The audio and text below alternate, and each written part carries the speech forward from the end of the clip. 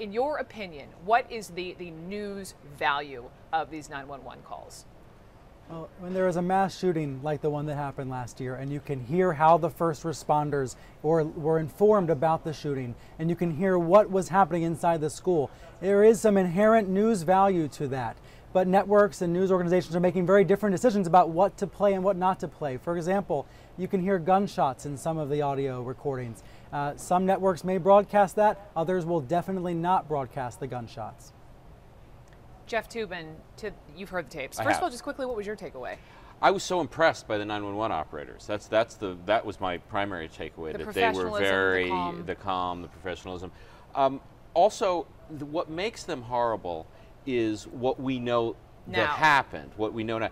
The tapes themselves are not terribly dramatic. You can't hear children. Most of the callers are also pretty calm. Certainly, the janitor really does a tremendous job in describing what's going on.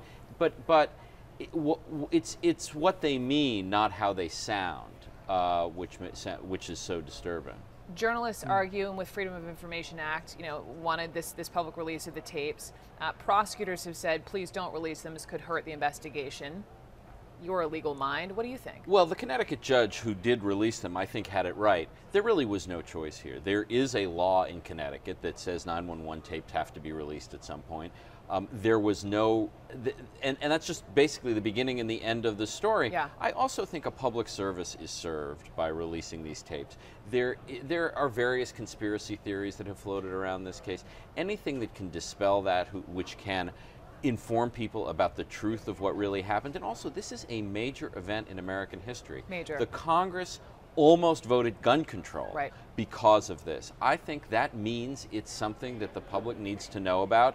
There is nothing inflammatory. There are no voices of children on the tapes. It's not gruesome in any way. I thought the Connecticut courts did the right thing. Brian Stelter, you know this, I know this. There are 911 tapes released. The FOIAs happen all the time.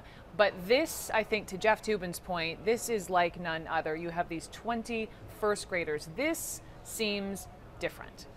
Well, I personally have not listened to the tapes yet, and I don't think I want to. I don't think I want to hear the entire tapes. But for example, CBS News tonight will play portions of the tapes. CNN later today will play portions of the tapes. And by exercising that kind of caution, hopefully it will be somewhat comfortable and at least not excruciating to hear what was happening. And to Jeffrey's point, you're not hearing the voices of children, thank God, in these audio tapes. But ABC just now, I just looking at my email during this segment, has said they're not going to broadcast any audio at all. So you can see how there are different decisions being made by different outlets about how to handle this today.